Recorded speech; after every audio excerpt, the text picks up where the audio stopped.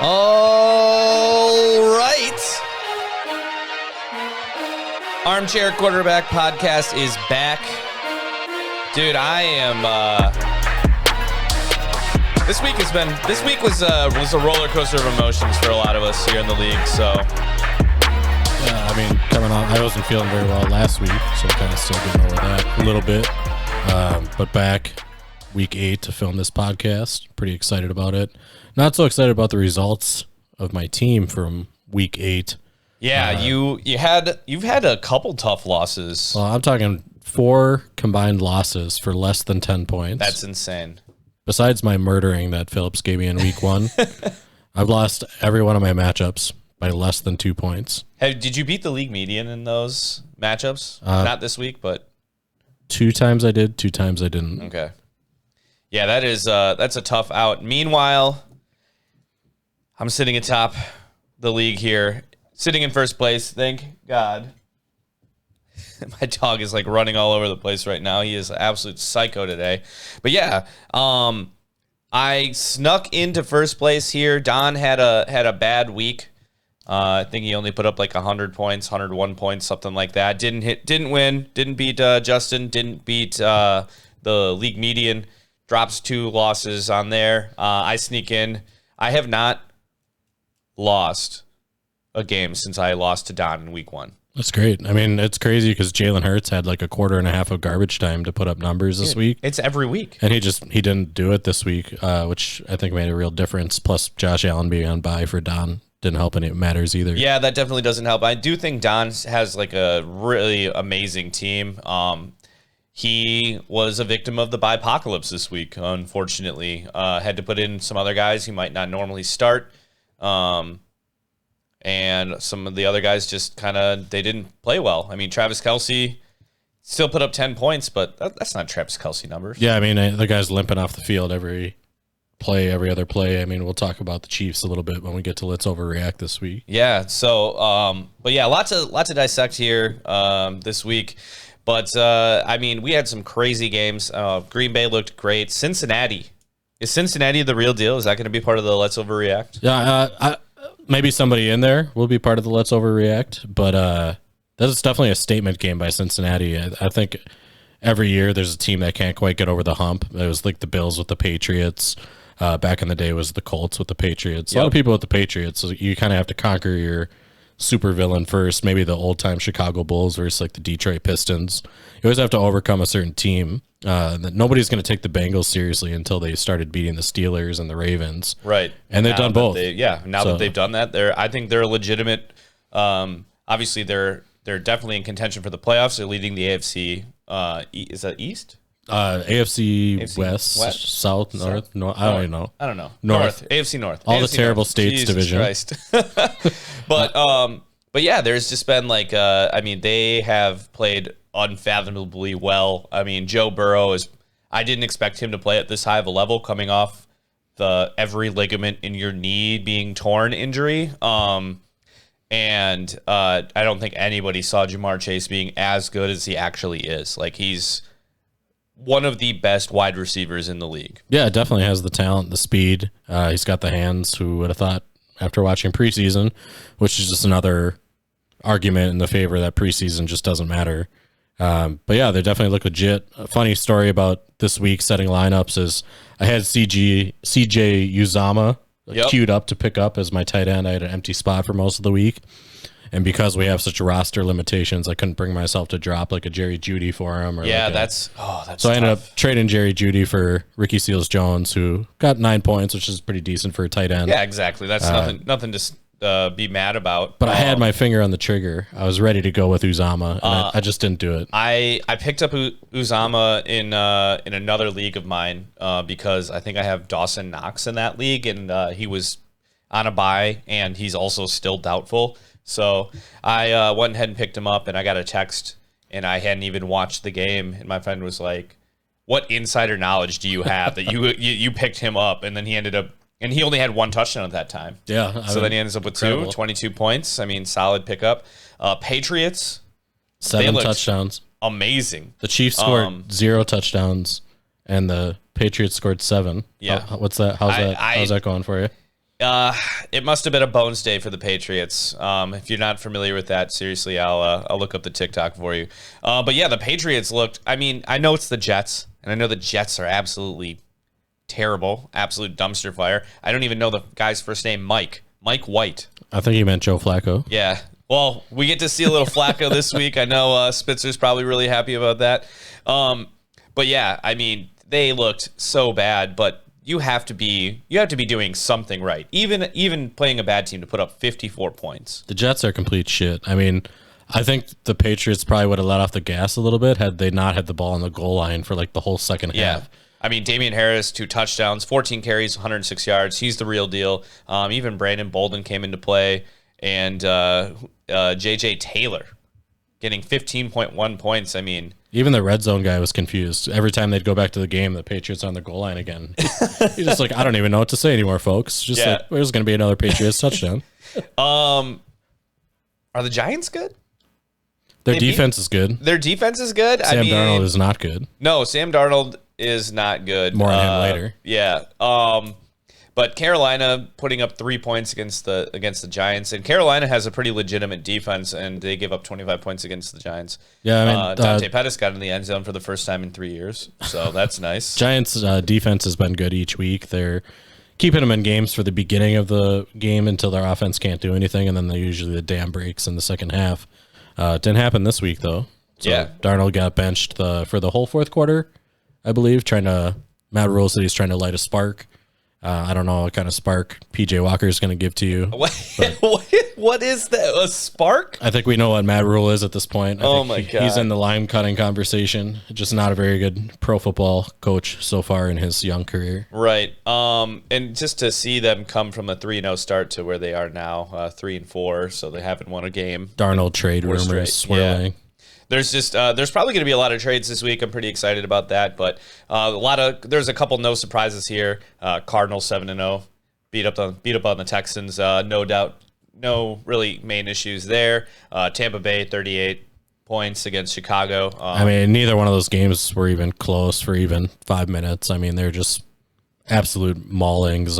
I mean, how many 1-yard touchdowns can Tom Brady have in a season? It's unbelievable. Yeah, and when they're in that situation, it's a Mike Evans touchdown. Oh yeah, too. for sure. He had a monster week, over 30, almost 30 points, 28.6. Actually had a lot of targets, which is kind of rare for Mike Evans. Usually he's like AB, a 3 for 3, 3 touchdowns, 4 yards kind of guy. I literally had him on my team last year. That's exactly what his stat line was. He was only relevant because of touchdowns. Still 1,000 yards in this season, but I mean, for the most part, he's a touchdown machine guy. Yeah, I mean, one thing to me that struck a chord this week is just kind of the injuries and everything else is kind of getting a little bit exhausting. I mean, every week it's just more and more guys, and it's impossible to fill out a lineup, man. We got now we got Miles Sanders out, Josh Jacobs out. Yeah, we're not getting a whole lot of information from coaches anymore either. It's a lot of we're playing games with the opponent, not really sure who's going to be starting. You think it's Damian Williams and it's Khalil Herbert, or you think it's Alex Collins and then Rashad Penny plays the whole first half. You just don't know what's going on anymore. And it's a really bizarre kind of time. It makes it tough in a league like this where it's so deep, where you have to make a decision on those guys. And they should be on teams and they should be starting probably, but you don't know whether you're going to get 2 points or you're going to get a breakout week of 27 points. And for me anyway, it's taken some of the fun out of fantasy football where you're kind of getting beat by guys that probably shouldn't really be in lineups and things like that. People going out for 37 points and kind of taking some of the luster off fantasy football for me a little bit. Yeah. All right. A couple other matchups here. I mean, the big one this week, the Chiefs versus the Titans. I had Patrick Mahomes in my DraftKings lineup. Wow. I literally could have put any other quarterback, Chad Henne, any of them, and I would have ended up probably winning our DraftKings. That's how bad Patrick Mahomes played. It was sad. He looks bad. He looks really bad. I don't know what's going on. It doesn't help either when you feel like you have to score every time. I mean, that's a lot of pressure. That defense is historically hot garbage. Yeah, they need to do something. I'm sure we'll talk about that in the Let's Overreact segment here upcoming.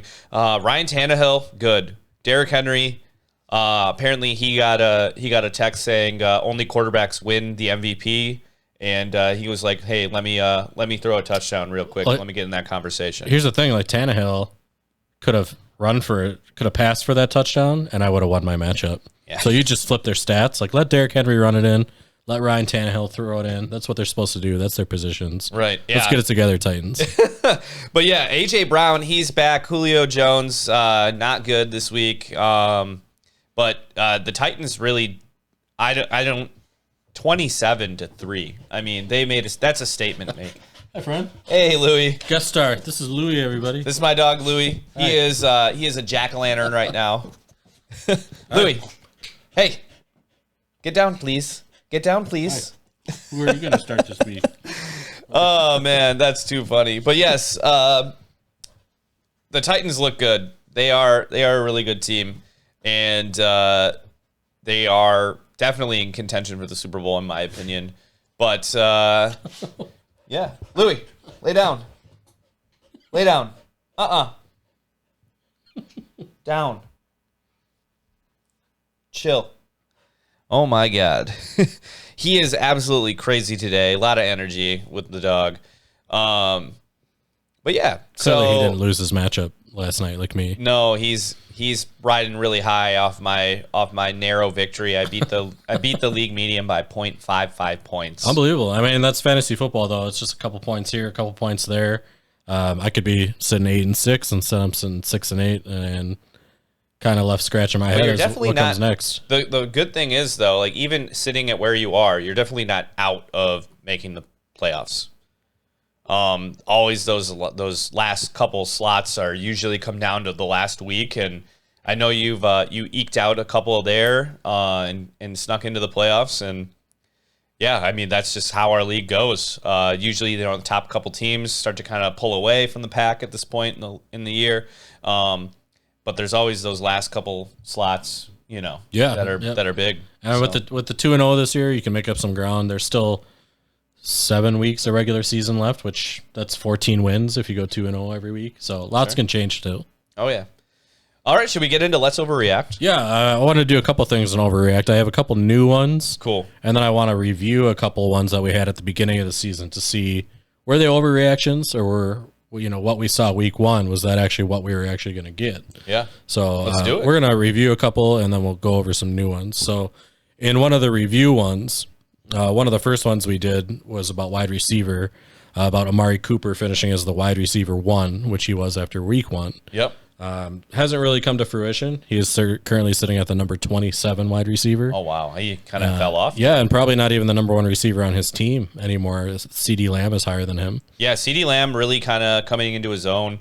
I know that a lot of people had the expectation that this is exactly what would happen, but Amari Cooper was playing at such a high level early on in the season that I'm like, maybe that won't happen. Maybe CD is going to take a little step back and he's still going to be the number 2 guy, but really taking on that number 1 role, it seems. I mean, the Cowboys aren't really what they were in week 1 either. They came out and threw 60 times. Everyone's like, okay, here we go. This is what they did last season before Dak got hurt too. And then after throwing for 60 attempts the first week, it was like 25, 27, 30. So they don't need to run. Yeah, CD Lamb sitting at the wide receiver 15. Yeah, so 12 spots ahead of Cooper. Definitely overshadowing him. Definitely, And they had their bye. becoming one of Dak's go-to guys. Yeah. I mean, he's had, before the bye week, this past week, 16.8, and then obviously his big coming out party with 31.6, 9 catches, 2 touchdowns, 149 yards. He had that in that overtime win. So. He needs to work on his first down celebration. It's probably one of the weakest in the league. He does like a little crunch and like a swoop and point, and it's one of my least favorite ones. Antonio Brown probably has the best one where he gets up and drops the ball and does the booming thing. Yep, I like it. That's probably the best one, but CeeDee Lamb definitely needs to work on his first down celebration. So CeeDee Lamb actually has more points than Justin Jefferson. Kind of a bust, Justin Jefferson, so far, not going to lie. Yeah, that I wouldn't say a bust necessarily. More than Stephon Diggs, obviously more than Amari Cooper, more than Tyler Lockett. I mean, these guys are more than Keenan Allen. Keenan Allen, huge bust. Yeah. So he is really Allen Robinson. Yeah, having a fantastic year. That is inventing the that bust. is the bust of the draft for sure. Allen Robinson. All right. I mean, we can link that up with one of the next overreactions from week 1 was that the heroes of fantasy football past might not necessarily be that anymore. And I think the guys we grouped into that were like Tyler Boyd, Allen Robinson, Terry McLaurin, Mike Evans, A.J. Brown was on that list. So I'd say we're probably about 50-50 on that. Tyler Boyd, Allen Robinson have definitely underperformed. Terry McLaurin is having a decent season, not fantastic. A.J. Brown's been hurt most of the year. Well, it sucks, too, that Terry McLaurin doesn't have his all-star future Hall of Fame quarterback in Ryan Fitzmagic. And still multiple weeks away from coming back. Yeah, that's it's not that actually I really do like Taylor Heineke. I think he's I mean, he's been in the league for a little bit now, but I mean, I think he's playing okay this season, but he just has this like gumption about him. Like he is like, I'm going to dive first. I'm going to get this first down. I'm going to make this pass. Did you ever watch Friday Night Lights? Yes. Back in the day? Yeah, he's a very intangible. He reminds me of Landry from Friday Night Lights. Like, same kind of guy. They look like they have the same face, too. Yeah. So every time I see him, I don't know whether to think of Breaking Bad Landry or Friday Night Lights Landry because they're quite opposite characters. Yeah, well, Breaking Bad is... they do kill people on both shows, though. So they get away with it on both. He gets away with it on both shows, too. Yeah.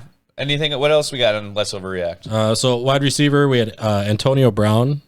Finishes as a top 10 wide receiver. Okay. So far, he's missed 2 games, and he's sitting as the wide receiver number 21 without playing 2 games. Yep. So you factor in him playing those 2 games, he's probably sitting right there. Yeah, I mean, I think he's going to be solid as long as he can stay healthy. So he's getting old.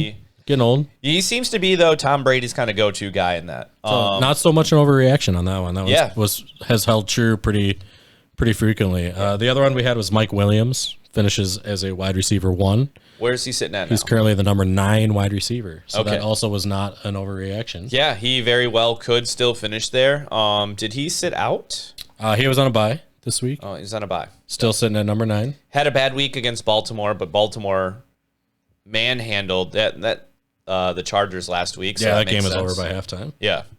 So, definitely, let's see how far. I mean, Cooper Kupp is kind of running away with that, but he could still be a top 5 wide receiver. He's only, if he would have played this week, he would have been probably a top 5 wide receiver. He's only about 10 points behind Deebo Samuel, sitting at number 5 right now. Yeah, absolutely. And then we had Rondale Moore on the Cardinals as this year's Justin Jefferson. And that was... Seems to be an overreaction. A little bit of an overreaction. Rondale Moore, number 47 wide receiver, having problems getting on the field.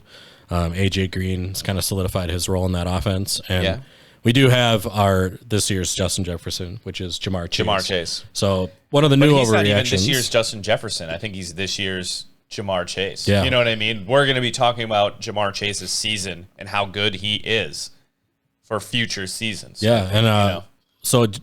Overreaction of this week after watching these games. Jamar Chase finishes as the wide receiver 1 in fantasy football. Yeah. He's down by about 40 points to Cooper Kupp right now. That's crazy to think that how good Jamar Chase has been, that Cooper Kupp is that much better. That's insane to me. I don't think he's going to pass Cooper Kupp. I really do think Cooper Kupp's going to be the number 1. I think it's a bit of an overreaction because it's a lot of ground to make up. Well, it sounds like the breakfasts are only getting stronger in Los Angeles between Stafford and Cooper Kupp. Like they're going oceanside, they're going surfing together. It's become a real thing in Los Angeles. Robert Woods is not invited anymore. Yeah, apparently. Van Jefferson is invited. He had 1 week that he got invited out to breakfast. And, that was it. Then they were like, Rob, we're not a big fan of your talking points here at breakfast. Yeah, they texted him and they said, you know what, Rob? You're only going to get 2-point conversions from now on. How do you feel about that? You know who is invited, though? Van Jefferson. He's coming with us. Yeah, I guess. I mean, Cooper Kupp has had 1 week where he scored less than 10 points. Insane. And 2 weeks where he scored less than 20 points. So one thing, a history with Cooper Kupp is he tends to get injured every year. I know. It hasn't happened yet. It hasn't. But It's if he always can stay looming. healthy, he is on pace right now to have the best fantasy wide receiver season of all time. I think that's what maybe lets Jamar Chase catch up is Cooper Kupp is injury prone, has been known to miss games in the past, something that could definitely happen. Yep, absolutely. So let's move on to running back for some overreactions. After week 1, Joe Mixon was sitting as the running back 1, so we overreacted and said he finishes the year as the running back 1. Yep. And Sitting at the running back 11. Running back 11, yep. Not obviously having a bad season. I mean, realistically, could still be finished as the number 2. But Derrick King Henry himself is going to be the running back 1 of the year.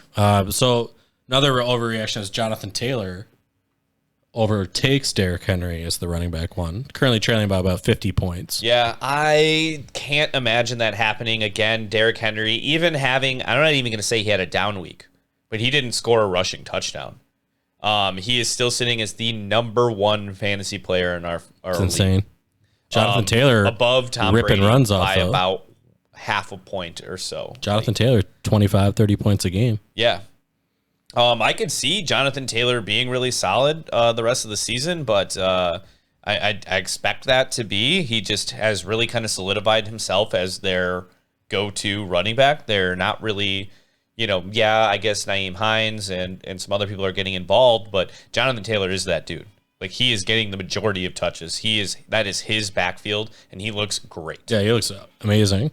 So another running back question. We had a couple backfield competitions, if you want to call them that. Tony Pollard is now the running back 1 in Dallas. So that was one of our overreactions in week 1. Seems to be an overreaction. Seems to be. I think even after we said that, the following week or 2, he still seemed to kind of be that guy. Right. But Zeke really kind of came into his own. Yeah, Zeke's sitting at number 6 running back. Tony Pollard sitting at number 27. So definitely Zeke getting the majority of the work in that backfield. And I don't see that changing barring injury. So one of the other competitions we had is Cordero Patterson is now going to be the running back 1 in Atlanta over Mike Davis. And that was not an overreaction. Not an overreaction at all. What Cordero we saw was Patterson true. sitting at the running back 9 with 102.4 points. Mike Davis, 38. Wah, wah, wah. He's getting about 45% snap percentage. He looks good. And a new change this week, Cordero Patterson getting the goal line work now too. Yeah. So the fact that he is so dynamic in what he can do on the field, I'm not going to say he's Christian McCaffrey because there's only one Christian McCaffrey. However, he is able to get the wide receiver work involved in being a very fantasy relevant player. It's just a matter of, is Atlanta going to be the offense that can really maximize his potential? yeah, I mean, this is always a fun segment for me about the overreaction because this is kind of how I play fantasy football. Is I overreact to shit all the time. And after week 1, you definitely can catch some lightning in a bottle if what you see actually comes to fruition. Yeah. Had you taken 50 of your fab dollars and spent them on Cordero Patterson after week 1, you're probably sitting pretty good, like Jackie is. If you had spent them on, let's say, Rondale Moore, Yeah, exactly. it's not working out so well not for great. you. So I mean, a couple people that Cordero Patterson has scored more points than, James Robinson, Damian Harris, Antonio Gibson, who is really high up there for a lot of people. Nick Chubb, Josh Jacobs. There's quite a few people. I mean, Dalvin Cook had a bye week, but has scored more points than Dalvin Cook, who has been hurt. But just some bigger names out there that Cordero has really impressed me overall with his performance. So hopefully he can keep it up. He's definitely an exciting player to watch. yeah, absolutely. So maybe a miscellaneous topic is that Matt Nagy will be cutting limes at Chipotle. I think probably by this week. I think maybe it was an overreaction because he's still employed. He does have COVID now, though. Yeah, I do think he might be cutting limes at Chipotle at the end of the season. Like the Black Friday kind of thing that happens at the very end of the season when coaches are on the chopping block. I really do expect him to not have a job next season. His play calling is terrible. He's running a child's offense. Yeah, and refuses to change it. It's literally like Pop Warner football. Like it looks bad. Absolutely the worst thing I've ever watched in my entire life. So, and that just means that people like Allen Robinson, Justin Fields, David Montgomery, they all lose. Like it's we not lose good to because we have to watch the crap on TV. Yeah, it's bad. But I do think he has some competition now, which is part of maybe a new overreaction. Is Pete Carroll is now on that list. I mean, we're in week 8 this season. One of the reasons that I traded Russell Wilson is I'm kind of just done with Pete Carroll's bullshit. Yeah. Like, he always thinks he's smarter than the other guy. He's always trying to do things that maybe don't work, and he just keeps trying to do them. So at one point last night, he had 12 straight runs. Alex Collins, 12 straight runs. No other plays, no dump-offs, no screens, no passes. Oh my God. That got them 20 yards. That was what that was their game plan in the second half, and just refuses to change. He's got Rashad Penny back now, so he's got another person he can lie to us about and throw in for a half at a time and taking up all these carries. And I just don't know about that guy, man. I think he's lost it. I think the Seahawks have lost their luster a little bit. This could be their last season with Russell Wilson. Yep. You brought in a new offensive coordinator. Again, you didn't tailor a system to Russell Wilson's strengths because why would you? I mean, come on. Why would you want one of the best wide receiver or quarterbacks in the league to lead your team? And we're going to be a run-first offense. It doesn't make any sense. That's terrible. So he's on the chopping block too. And then I think obviously we've seen Nick Sirianni. Yeah. He's a garbage coach too, garbage play calling, just lying to the media left and right. And at least he doesn't have to worry about giving Miles Sanders the ball anymore since Miles Sanders isn't playing. Right. That's just it's going to be interesting. I definitely think there's going to be a lot of coaching personnel changes here in the offseason. We'll get some new fresh blood in there. That being said, I don't know who those people are. Yeah, stimulate the job economy, NFL. Let's go. I need some more workers. So we've got a couple of miscellaneous ones. We have George Kittle is no longer a top 5 tight end. Yeah, I know. I know. Yeah. You're upset about George Kittle too, aren't you? Yeah, he loves George Kittle. Yeah. How are you? He's not a top 5 tight end anymore. I'm sorry. It's my mic. Yep. Sorry, Louis. Currently sitting at the tight end 23 on injured reserve. Things not looking great in 49er land for anybody there, including Kyle Shanahan as well. They have just been so injury prone for so long that it's finally really kind of catching up to them. Can we get some medical trainers? Jimmy's probably going to be gone. I mean, there's certain teams that's all they do is get injured, like the Giants, 49ers. They got like 15 guys injured like at a time, at all times. And it's like, can we get somebody in that like helps these guys train and like stay fit throughout the season? I don't understand where you're at a professional level and supposed to be playing at an elite level. I mean, didn't they sign like 5 running backs to their roster? Yeah, and none of them are healthy. Yeah, they're all hurt. It's so crazy to me how injury prone that whole team is. The whole team. And then on the defensive side of the ball, we overreacted and said Panthers defense is a top 5 unit this year. I think they're really good football defense, fantasy defense.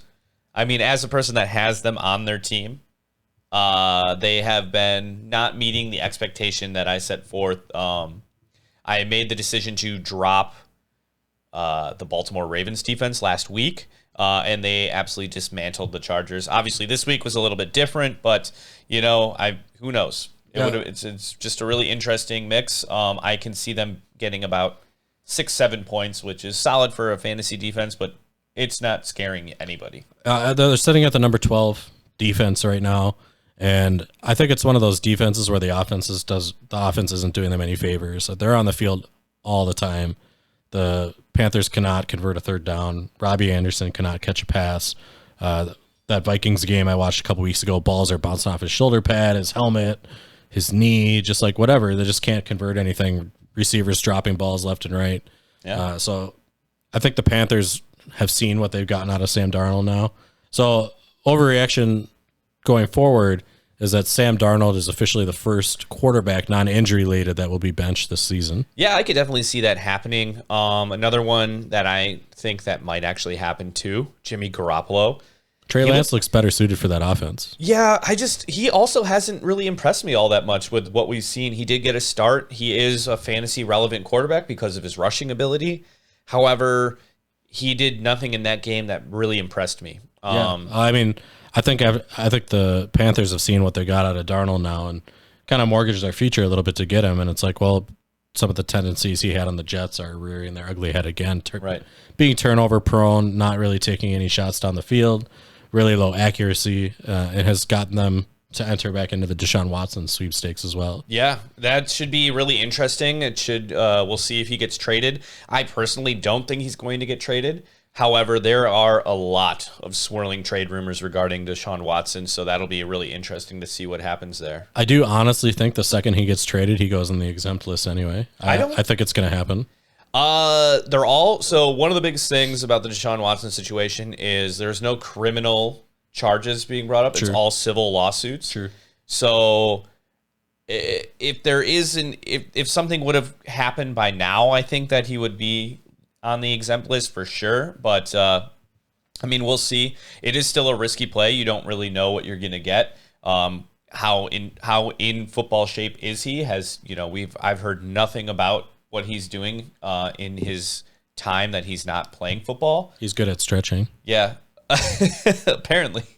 But yeah, I could definitely see him getting. I don't think he will, but they're asking a heavy price, so that's kind of why I don't think he'll get traded. They're asking for minimal 3 first-rounders. What you're getting is a top-tier quarterback, though. Franchise quarterback. Yeah, unbelievable quarterback, unbelievable player. Obviously, we see what the Houston Texans are without him. Right. And it's not good. Well, I think for a while, because he's got a no-trade clause, and he said the only team that he'll go play for is the Dolphins. And I think it came out late last week that he is open to going other places now. Like, I think he wants to play. I think he's ready to play. I think he's been sitting long enough. Yeah, I think the reason I'm sure Miami is lovely this time of year, but yeah, I think that Deshaun Watson. I don't know if he'll go to Miami or not. We'll see. Yeah, we'll see going forward. Anything else we got in the Let's Overreact segment? Yeah, we had the Jets won't win a game this season. They did. They did win. They beat the Titans somehow.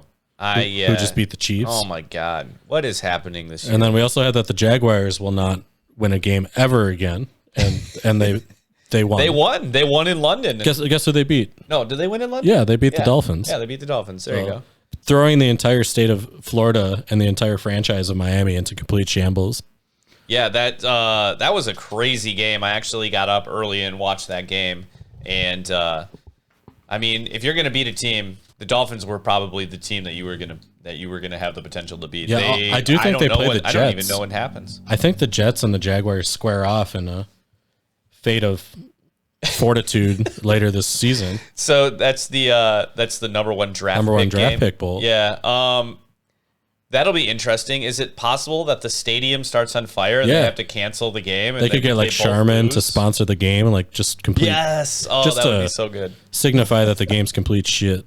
All right. Well, speaking about being in complete shambles, the Kansas City Chiefs will not make the playoffs this season. Currently sitting third place in the AFC West at 3-4. I don't think that's an overreaction. I mean, they have been a top tier team for quite some time with Patrick Mahomes. And I think, we talked about it earlier and we kind of said, oh, it's an overreaction, but you said maybe the Tampa Bay Buccaneers came up with the blueprint. Right. And it really seems to be that way. I mean, their defense is hot garbage. I mean, anybody running game. Anybody can score on them at will.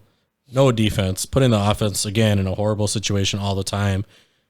Feeling like they have to score a touchdown every time they touch the ball, and I think that's putting a lot of pressure on Pat Mahomes. Yeah, I 100% agree. Kelsey's limping after every play. Yeah, the play calling doesn't seem to be there in general, so there's just a lot of stuff kind of going on that, I just don't see them being able to figure a way out of this right now. Yeah. Like it's they're pigeonholed for sure. It looks tough, and Pat Mahomes has like 8 interceptions, I think. I think he has 2 fumbles.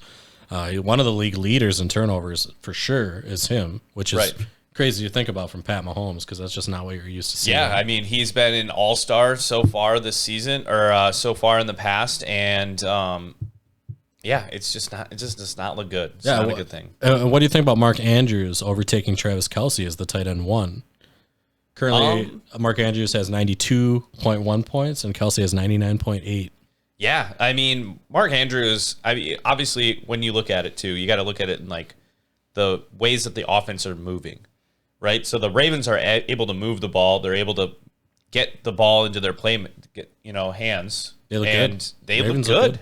So this does not surprise me at all, I guess. Travis Kelsey also kind of getting up there in age. How many more seasons can he really do it? We're kind of seeing, the falling of a lot of those players. I mean, Tyreek Hill has had one good game, I think, this season. Yeah, so he's so boomer bust. So, I think Mark Andrews will overtake Travis Kelsey. He looks solid. looks great. Looks like a stud. Got a nice contract this season, and he's definitely making the Ravens thankful they paid him that money. Yeah, 100%. So one of our overreactions from week one, from a movie standpoint, was that Halloween, the new Halloween movie, would be the best Halloween movie of this season and this year. Have you seen it yet? I have not seen it. It sucks. Don't see it. It's bad? It's really bad. Damn. I was really hoping that they would finally kill off Jamie Lee Curtis. I mean, I really like Michael Myers. I want him to win in the end. He's one of those bad guys like Thanos that you hope like secretly they actually win at the end of the movie. He's got a great story, and that's disappointing to hear that. I mean, Jamie Lee Curtis looks old. She's annoying in most of her movies, and I was just really hoping for more out of that one. Hopefully, they can maybe try again next year and make it a little bit better of a movie. But yeah, I would give it like a 3 out of 10. Not good. Okay. So good to know. I will not go and watch that movie. Yeah, so an upcoming movie is Marvel Eternals, and I haven't heard a whole lot about it. And kind of the new Marvel universe has kind of got off to a slow start, in my personal opinion, since Endgame. Black Widow was not great. No. Some of the shows on Disney Plus were all right. Loki was pretty good. I liked Loki. I didn't like The Winter Soldier. I thought that was kind of shitty. Oh, I enjoyed that one. Yeah, it's just not for me. I don't know if I like Anthony Mackie at the end of the day. I think is what does it for me. Sure. So an overreaction is that Marvel Eternals will be the worst Marvel movie, worse than Thor: Dark World. The worst, bottom of the barrel. I think that's going to be an overreaction. I think this is definitely setting up what I've heard rumored to be, the next stage of the Marvel universe. I'm ready for it. I'm ready. They're going much bigger, and I mean, I like a lot of the actors that are in this. I don't think it'll be the worst. I definitely don't think it'll be the best. Is Angelina Jolie in it? Angelina Jolie's in it. Kit Harington's in it. Okay. The other Stark brothers in it. I don't know that actor's name. I don't either. They got I can't remember the other guy from Silicon Valley. He's in it. I don't remember his name. There just doesn't seem to be a lot of hype for these movies. Like Kamal, I feel like they should be being hyped up more, but like that. I've barely seen any advertising. I don't know who's in them. I don't know what they're about. Yeah. Black Widow was hot garbage too. It was all the way down there. It seemed like they had to be over the top because she was a woman. Right. Like that's what it seemed like. Like these action scenes that are like happening. I'm like, oh, this is kind of fun, but it's like it's over the top. They had to make her seem even like more badass. And I'm like, I just didn't think they did like a good job of doing that because Black Widow is a badass character. Right. And just part of the Marvel movies that you're supposed to care about what's happening and that you really care for these heroes and like, I care what happens to them. I hope they win. And I didn't care about anybody in that movie. They could have killed them all within like the first 30 minutes. I wouldn't even have cared. So definitely that one's on the bottom of the list for me too, along with Thor: Dark World. And I don't know about this Eternals movie. I'm gonna right now overreact and put it at the bottom of the barrel. Okay, fair enough. I will not overreact on that one. I think that's all I got through this week. Okay, perfect. I think that leaves us with weekly matchups. So, all right, weekly matchups time. Weekly matchups.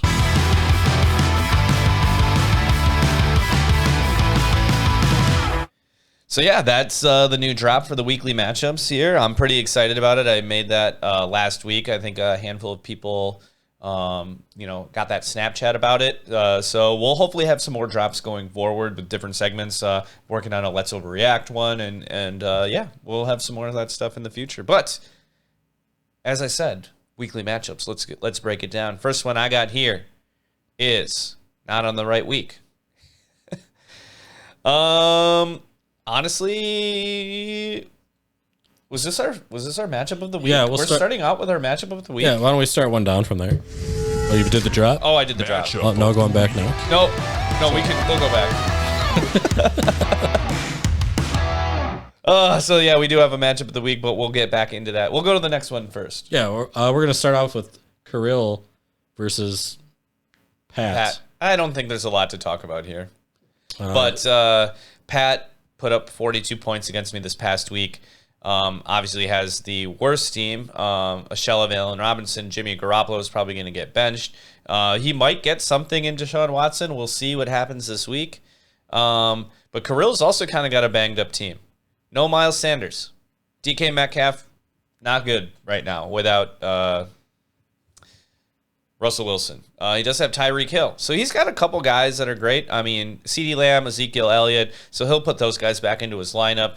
I could definitely see, there's not a way that I see Pat winning this matchup. So I'll take Kirill in this one. You'll take Kirill in this one? Okay.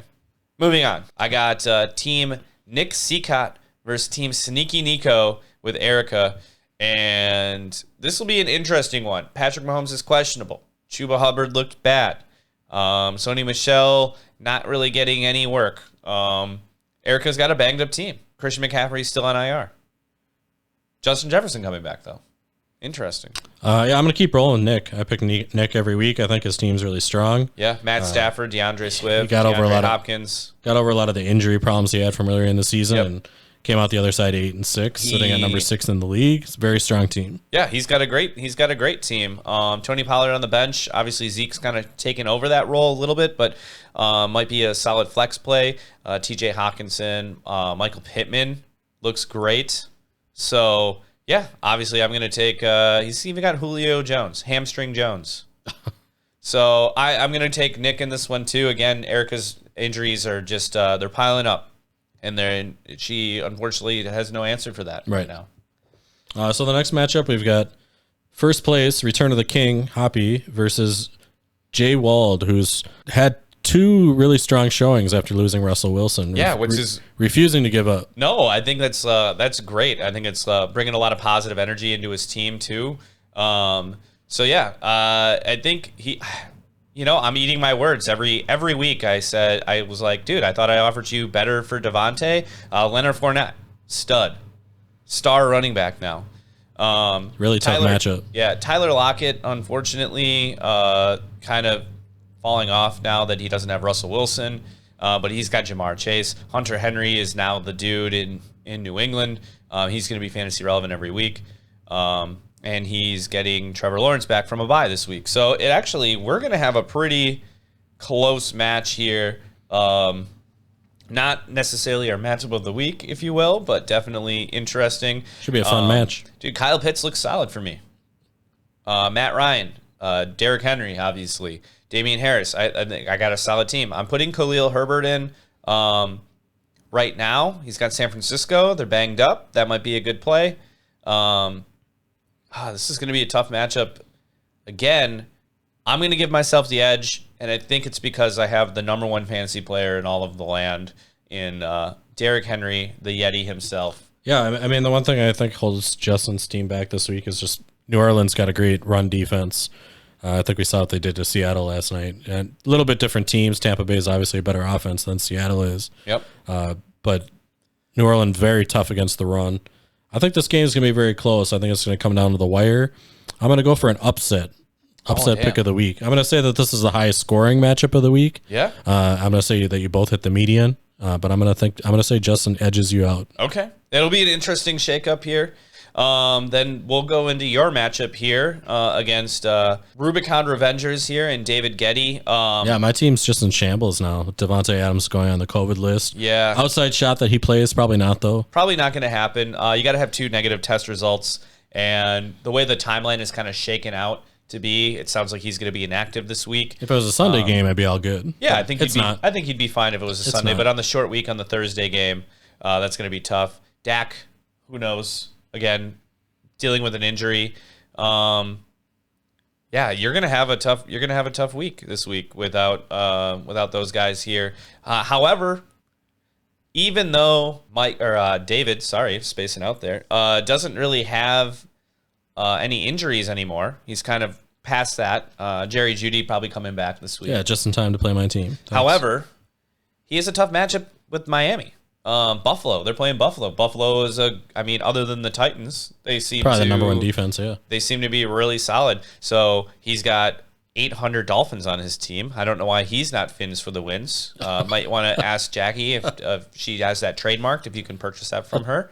But Tua, Myles Gaskin, that's going to be a really tough matchup. He does have Daniel Jones against Kansas City, which is probably pretty lucrative to have at this point. And who knows what Jerry Jeudy's going to have. I do think this is going to be closer than we think here. I'm going to probably give the edge to David. Me too. And I think it's going to be, like I said, I think it's going to be close. But, with Daniel Jones playing against Kansas City, they can't stop anybody right now. That's going to be great for him. But I just think that that's really going to kind of be the edge in this one. Yeah, my team's in shambles right now. I got to figure some stuff out. Guessing that my roster might not look the same by the time we get into the matchups this week, but we'll see. We'll see what happens. Yeah. All right, moving on. Next matchup here, I have Fins for the wins in Jackie and the Spice Melange himself in Kyle Spitzer. This will be an interesting one for sure. And Tom Brady, second best fantasy player in the league right now. Ryan Tannehill, that'll be a really good one. Jackie's getting Austin Eckler back. Obviously, Cordero Patterson, we brought him up. Stephon Diggs seems to kind of be getting into the swing of things here, coming off the bye. Zach Ertz, solid pick for Jackie. Looks great. Really integrated him into the offense. Almost had 2 touchdowns.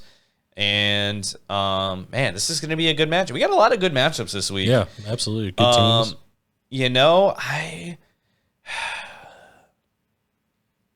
I'm just looking at it. He's going to get Mike Williams back. Oh, man, this is going to be close. I got to give it to the Spice Melange. I'm going to take Jackie in this one. She survived her week 7 by apocalypse with 2 wins, beat the median, beat me, and sitting at 8-6 and got all her strong players back. It's going to be a coming out party for Jackie this week. Yeah, I think Tom Brady's got a really tough matchup, but nobody's proven that they can beat him in 18 years other than Eli Manning, and we don't have him in the league anymore. And Kyler Murray, and I don't like admitting this, gets to play a soft Green Bay secondary, and he can run, which Green Bay has historically just had issues with running quarterbacks. I'm going to give it to Kyle Spitzer. All right. So next we've got Donley sitting at 11-3, number 2. Versus Doug Dimmadome, number 7, sitting at 8-6. Yeah, this will be interesting to see here what Adam Briggs is going to do for his tight end situation. He might just take the L. And Don's team right now projected almost 145 points, 143.98 points. In my opinion, has the best team as long as everybody's healthy. And so I'm going to give it to Don here, even though he does have Jalen Hurts, who's a terrible quarterback, but very fantasy relevant, unfortunately. He's getting Josh Allen back from the bye. Travis Kelsey, obviously going to be a go-to guy for Patrick Mahomes, even if he doesn't score a touchdown. Aaron Jones, Deebo Samuel, he's just got a really solid team. Rams defense against Houston Texans this week. He's got great matchups going into this week. So Donley for the win. Me too. All right, so that brings us to what we decided. This was now. Can I hit this drop? Matchup of the week. Yeah, hit that drop. I kind of want to hit it. Yeah. This one? Yep, that one. I can't hear it. Matchup of the week.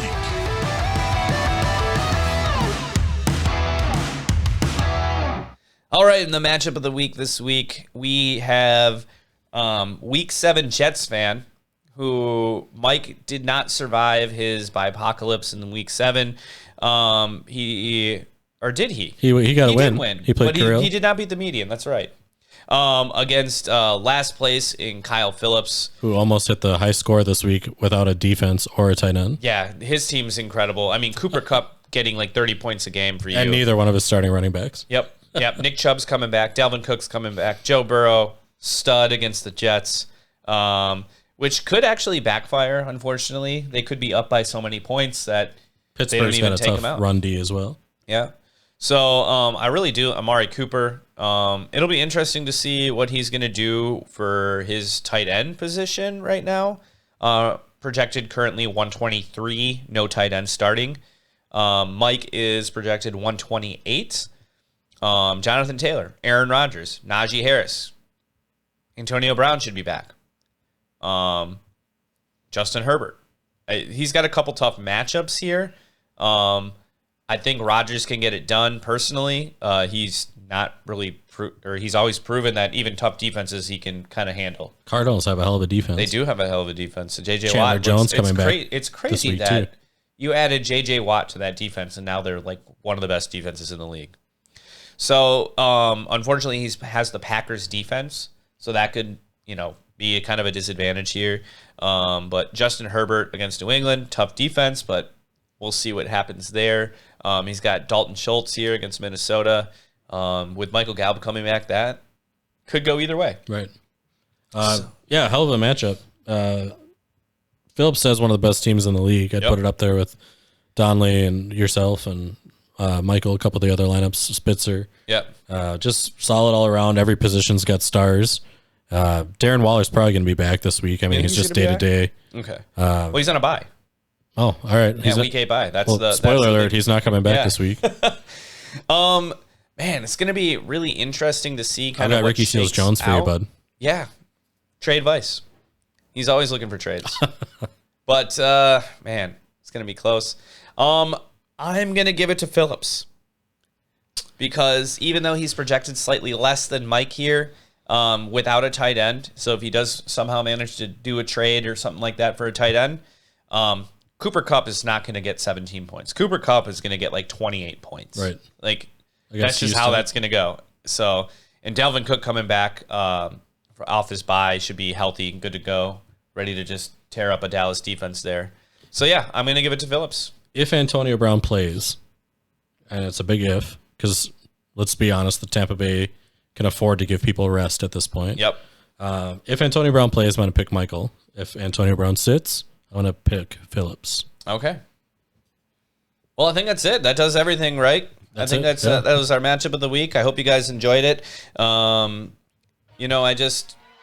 gonna be back next week, hopefully. Yeah. Everybody, good luck in week 8. Yeah, week 8. We're not on the bye apocalypse, so yeah.